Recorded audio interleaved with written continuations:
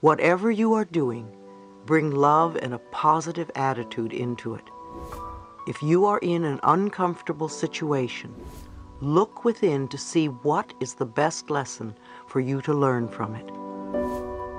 One woman told me that her belief system allowed money to come to her from all sorts of unexpected sources. Her friends criticized her ability to draw wealth to her in her unique way and insisted that she had to work hard to earn money. She said that they knew she didn't work hard at all. So she began to run the fear that if she didn't work hard, that meant that she didn't deserve the money she had. Her consciousness was on the right track originally. She needed to thank herself instead of becoming fearful. She understood how to manifest abundance, and her life was working in that area without any struggle.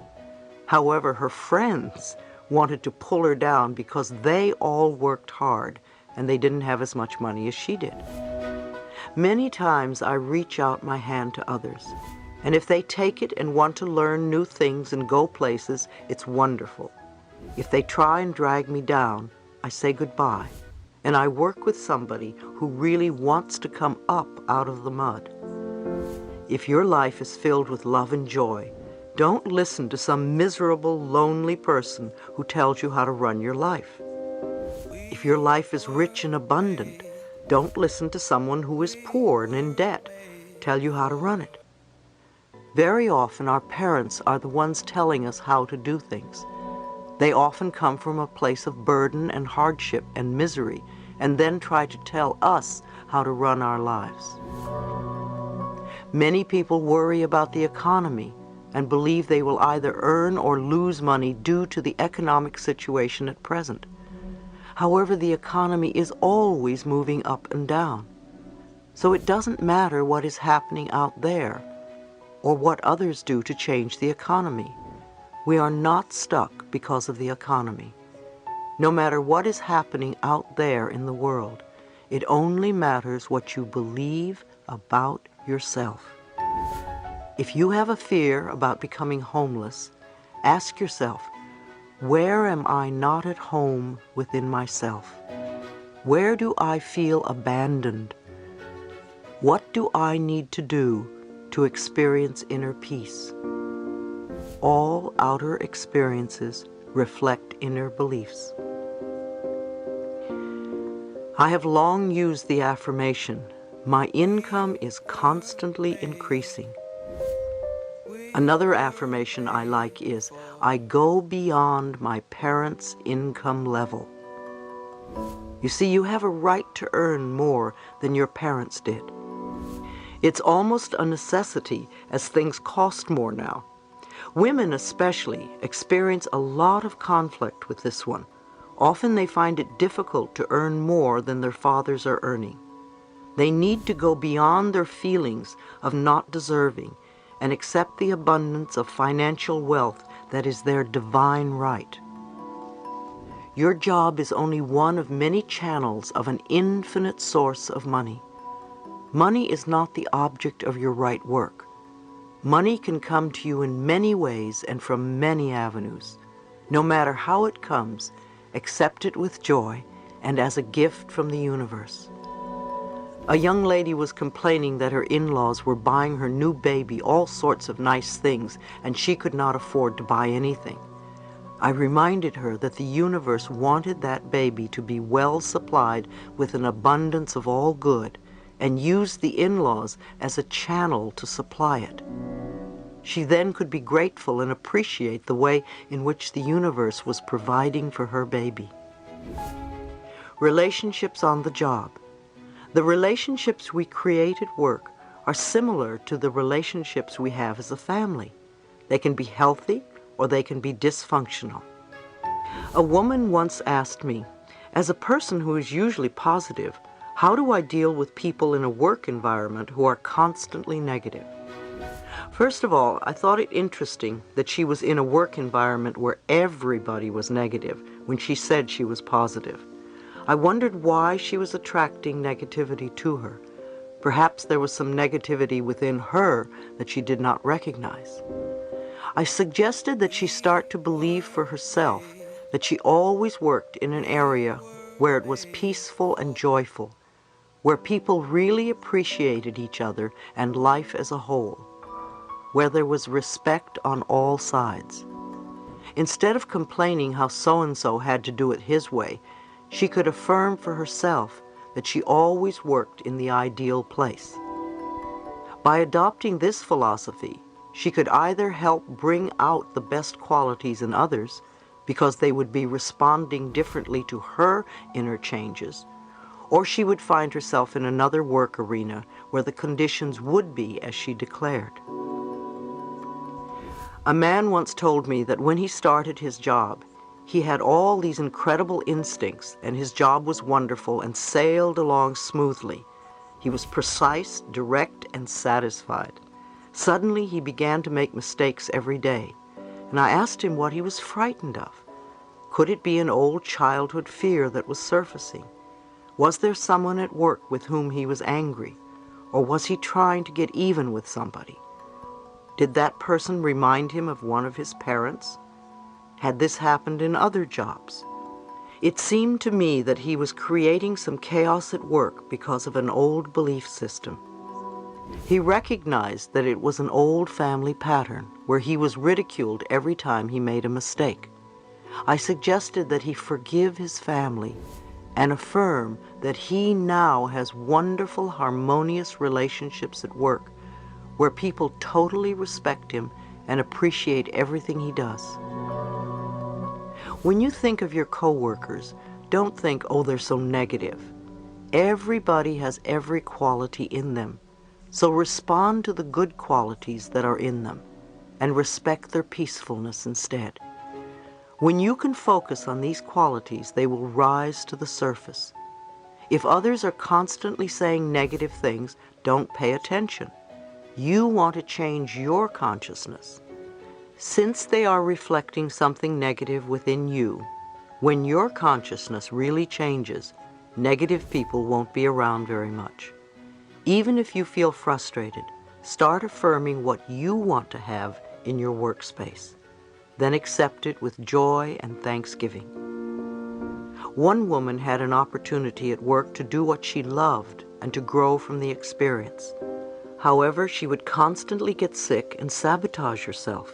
She recalled that when she was a child, she was always getting sick because it was her way of getting love and affection. So she kept recreating the pattern of getting sick as an adult. What she needed to learn was how to get love and affection in a more positive way. When anything went wrong at work, she went right back to being the 5-year-old girl. So when she began to take care of her little inner child, she also learned to feel safe and to accept her power. Competition and comparison are two major stumbling blocks to your creativity. Your uniqueness sets you apart from all others.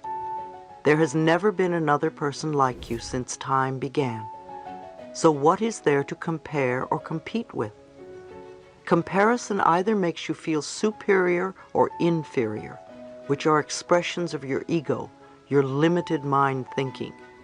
If you are going to compare to make yourself feel a little bit better, then you are saying somebody else isn't good enough. If you put others down, you may think you will raise yourself up. What you really do is put yourself in a position to be criticized by others. We all do this on some level, and it's good when we can transcend it. Becoming enlightened is to go within and shine the light upon yourself so that you can dissolve whatever darkness is in there. I want to say again that everything changes, and what was perfect for you once may not be anymore. In order for you to keep changing and growing, you keep going within and listening for that which is right for you in the here and now. Changing the way we do business. For the past several years, I've owned my own business. My motto has been that we open the mail and answer the phone and handle what is in front of us, and there is always plenty to do. As we did this day by day, the business grew from a few people to well over 20 employees. We established our business on spiritual principles, using affirmations to open and close meetings. We realized that many other businesses ran on competition, often condemning others or greed, and we did not want to put that energy out to others, knowing that it would come back to us. We decided that if we were going to live by the philosophy, we were not going to operate under the old concepts of doing business. If problems arose, we would spend time affirming what we wanted to change. We also had a soundproof screaming room where employees could let off steam without being heard or judged. It was also a place where they could meditate or relax, and we supplied it with plenty of tapes for people to listen to. It became a safe haven in times of difficulty. I remember a time when we were having many problems with our computer system, and every day something would break down. Because I believe machines reflect our consciousness, I realized that many of us were sending negative energy to the computers, and we were expecting them to constantly break down. I had an affirmation programmed into the computer. Good morning. How are you today? I work well when I am loved, and I love you. In the morning, when everyone turned on their computers, that message would appear. It's amazing how we had no more problems with our computers. Sometimes we think of things that happen, especially at work, as disasters. But we must look at them for what they are, simply life experiences that always teach us something. I know that I have never had a disaster that did not end up a good learning experience in the end, often moving me to a much better level in life. For instance, recently my company, Hay House, was not doing so well. Like the economy, our sales would go up and down, and it appeared that sales were down and staying that way, at least for the moment. However, we did not adjust to that, and month after month we were spending more than we took in. Anyone who has owned a business knows that that is not the way to do it. Eventually it looked as if I would lose my business if I didn't take some drastic measures. Those drastic measures included letting go of over half my staff. You can imagine how difficult it was for me to do that. I remember walking into the conference room where all my staff had gathered to deliver the news. I was in tears, but I knew it had to be done.